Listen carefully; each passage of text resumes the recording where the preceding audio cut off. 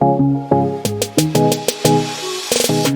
Speaker, I monitor very carefully. I put on my lights with lightning rapidity to avoid that very scenario. But thank you for granting me leave, Mr. Speaker, for making a minor contribution to this very important resolution.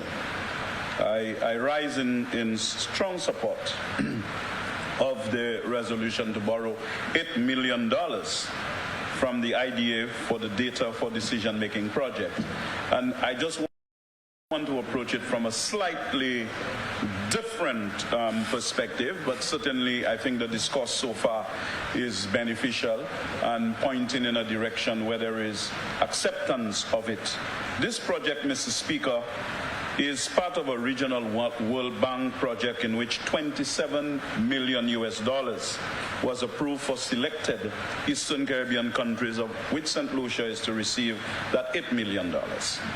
Grenada, $8 million. St. Vincent and the Grenadines, $6 million, and US $5 million is to be given to the OECS. Mr. Speaker, we all know that data is critical to decision making. Good policy has to be informed by reliable and timely data. We know, Mr. Speaker, we do not have timely and reliable data to make the best policy decisions. This project seeks to improve the production and dissemination of data in the region. And this is extremely useful moving forward, because we have always done things based on sometimes gut feeling. The best practice for making decisions is evidence-based, using data and facts. It is important that we increasingly adopt this scientific approach to decision-making so that we formulate the best policies. We need to increasingly move away, Mr. Speaker, like I said, from making decisions purely on gut feeling, instinct, and intuition.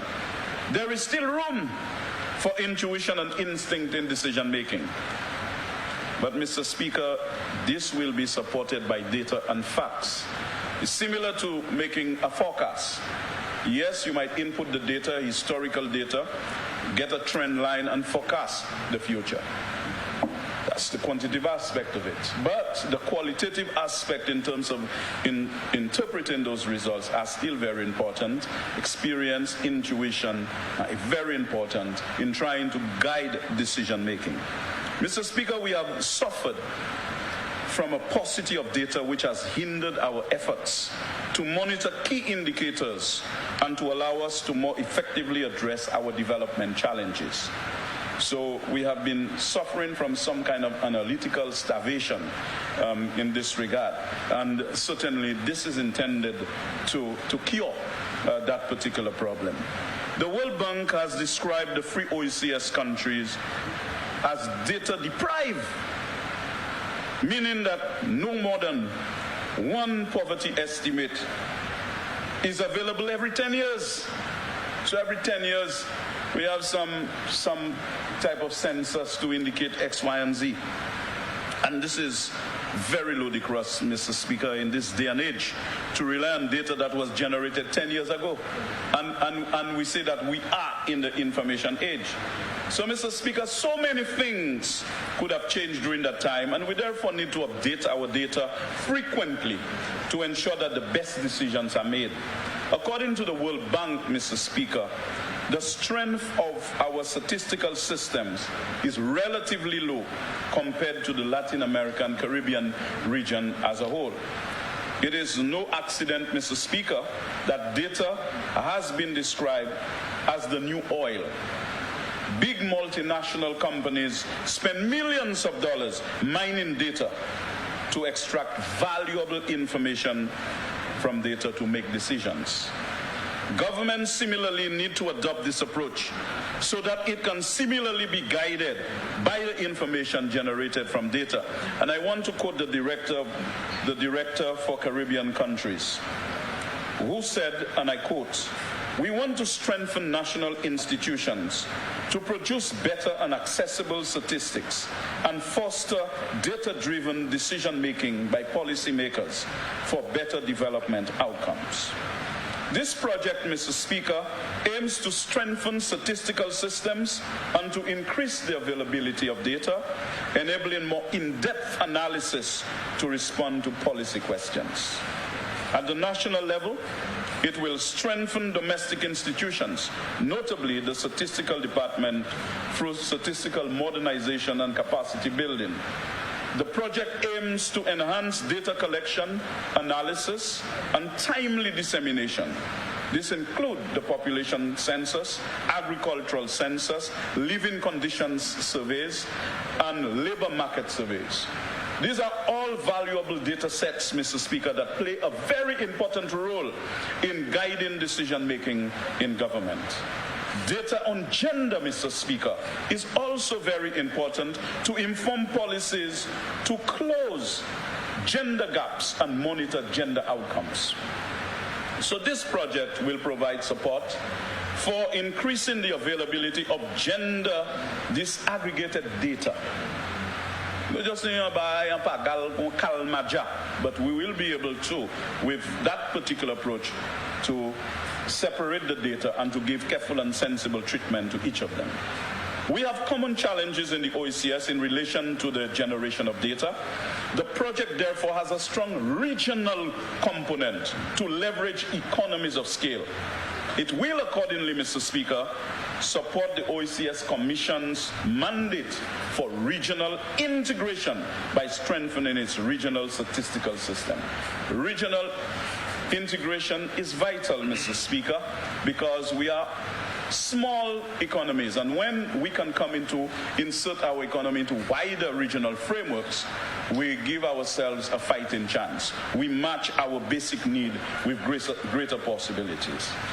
So, Mr. Speaker, those innovations will not only focus on improving traditional household surveys, but also explore the use of administrative data and remote sensing data for official statistics, including provide greater insights on climate change risk to the economy and livelihoods.